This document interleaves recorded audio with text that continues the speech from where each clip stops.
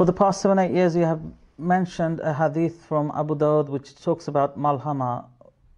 Umranu Baitul Maqdis, Qarabu Yatrib, Khurujul Malhama.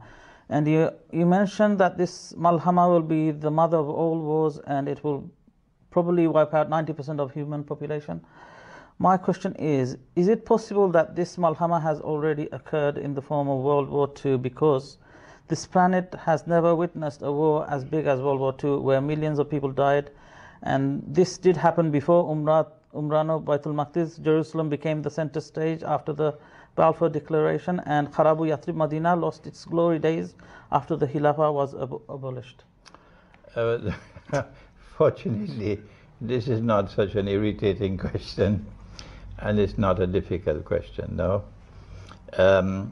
When we seek for an explanation in the Quran for the Malhama, or the Great War, is a chapter of my book that I'm writing at this time. It's almost finished. The topic is the Quran and the Great War. And the Quran and the Great War. Allah speaks in the Quran about the destruction of every town and every city.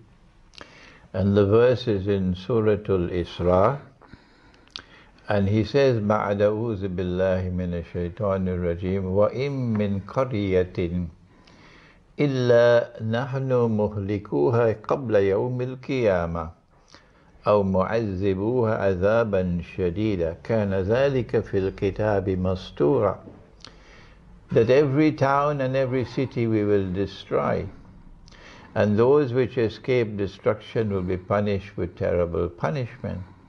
And this is something inscribed in the book. I'm not translating, because the Quran cannot be translated. I am simply explaining what Allah has said in the Quran. This is tafsir. My first comment on this ayah of the Quran is that Allah will not destroy a town or a city which does not deserve destruction, because that will be unjust, and Allah is not unjust. And so now our first comment is that Allah will destroy every town and every city which deserves to be destroyed. Every town and every city which deserves to be destroyed is a massive destruction in the world. And for me, a massive destruction in the world of every town and every city which ought to be destroyed is a one-time event. And that one-time event of massive destruction fits into the Malhama. Which are those towns? Which are those towns which ought to be deserved and destroyed? Well, you know, first of all, there is homosexuality and the people of Lut. And when Allah destroyed them, He did it as an ayah, a warning that if you return to homosexuality, I'll return with my destruction. Number two, that Allah spoke in the Quran that He's going to wage war on the moneylender.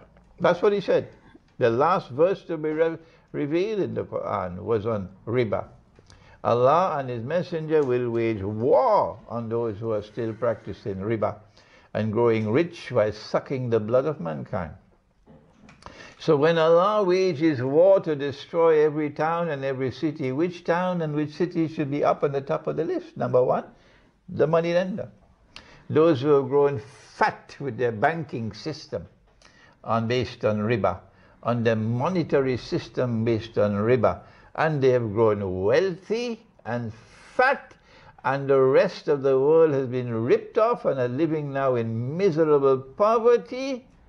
Not only is Allah going to destroy you, destroy your cities, but He's going to punish you. How does He punish you? Those who are not destroyed will be punished with terrible punishment. The punishment is, Allah says, الَّذِينَ يَأْكُلُونَ الرِّبَى, those who consume riba, as in the Western world. لَا يَقُومُونَ إِلَّا كَمَا يَقُومُ الَّذِي يَتَخَبَّطُهُ الشَّيْطَانُ مِنَ الْمَسِّ. They are going to eventually live like a people who have been driven to madness by the touch of shaitan. those who are growing fat with riba, are going to live eventually like a people who have been driven to madness by the touch of shaitan. They're going to live a miserable life. They're going to see events of a man going into a school and shooting and killing so many children, going into a restaurant or into a supermarket and just blindly killing people, as though they've gone mad. As though they've gone mad. And then thirdly, Allah speaks of destruction. He destroyed Fir'aun because of his oppression. And when he destroyed Fir'aun, he destroyed his all his army with him.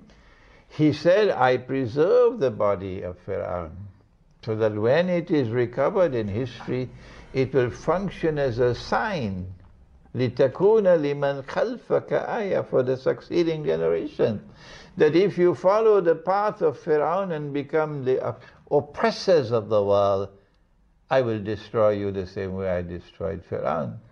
So when the Malhama takes place and Allah is destroying every town and city, do you think He's going to destroy those who say, not for 100 years, we will never allow a man to marry another man and get a marriage certificate? Will He destroy them?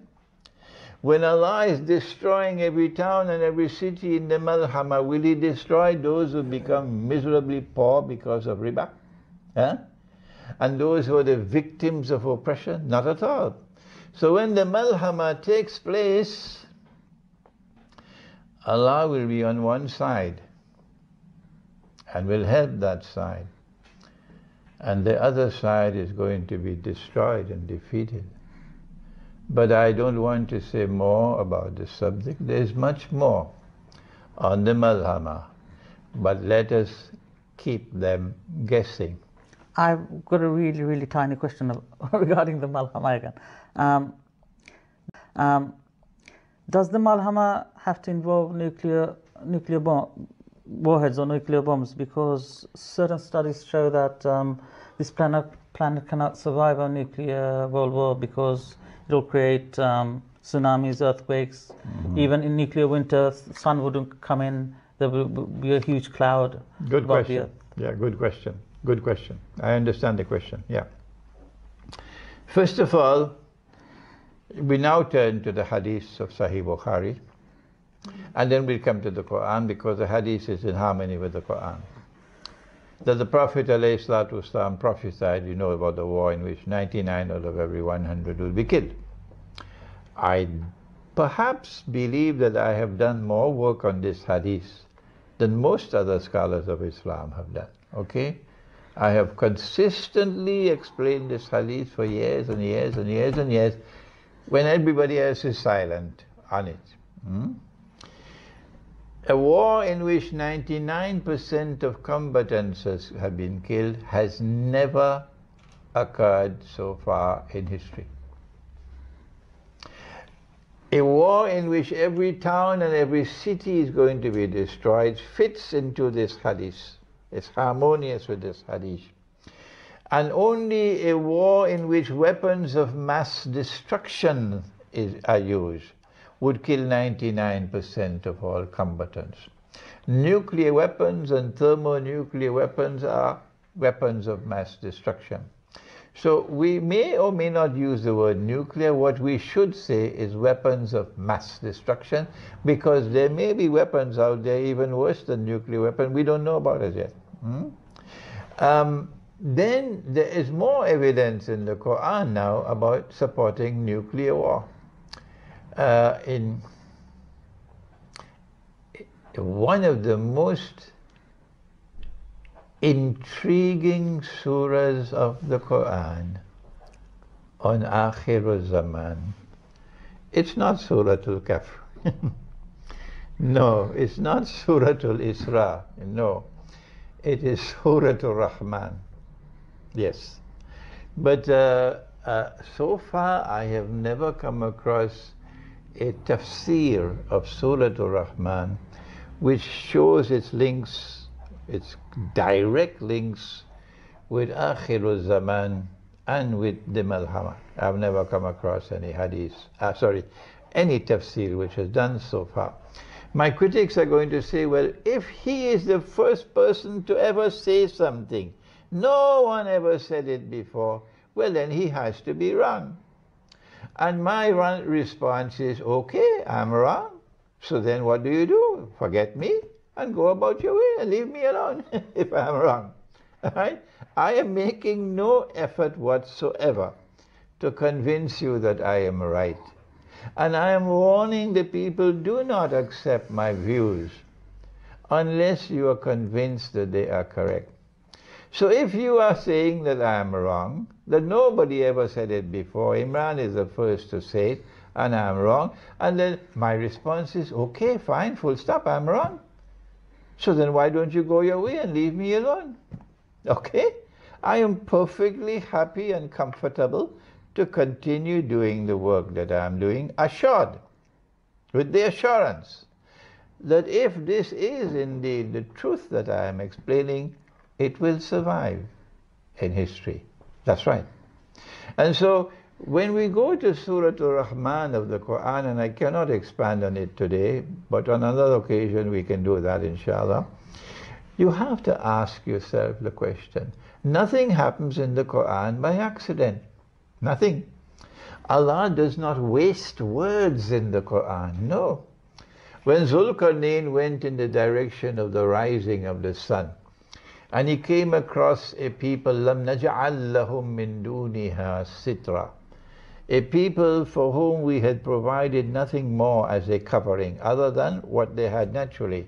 So hence a people perhaps living a primitive way of life. What would he do? How would he respond to them? How would he use power with them? Allah uses only one word, one single solitary word to explain the response. He says, Kazalik. Kazalik. Meaning, he met them like that and he left them like that. So one word he uses, one. Should I repeat that for you? He uses only one solitary word. So then why in Surah Ar-Rahman does he repeat 31 times فَبِأَيِّ آلَاءِ رَبِّكُمَا تُكَذِّبَانِ? Has anyone ever answered that question? Is it by accident that Allah has done this? Why this superfluity? Why this repetition? It cannot be by accident. Then give me the answer. Tell me what is the... And I'm speaking now to my critics who are relentless in attacking me and in closing the doors of the masjid to me. Shame on you. I'm asking you to answer me, not those who are coming to me humbly, with humility, with hunger in their hearts for knowledge, with thirst in their hearts for... I'll never speak to them like that, not at all. But to you, who shut the doors of the masjid to me, I'm asking you for the answer. Don't you have any shame? When will you give me the answer? Why has Allah repeated 31 times in Surah Ar-Rahman, فَبِأَيِّ آلَاءِ رَبِّكُمَا تُكَذِّبَانِ? I'm not going to give you the answer, no. No, I want you to tell me the answer. But if you go to Surah Ar-Rahman, you'll see the Malhama in Surah Ar-Rahman. And you'll see who the Malhama is going to be attacking, who are going to be destroyed in the Malhama. And you'll see the evidence in Surah Ar-Rahman that is most certainly harmonious with a nuclear war. Thank you.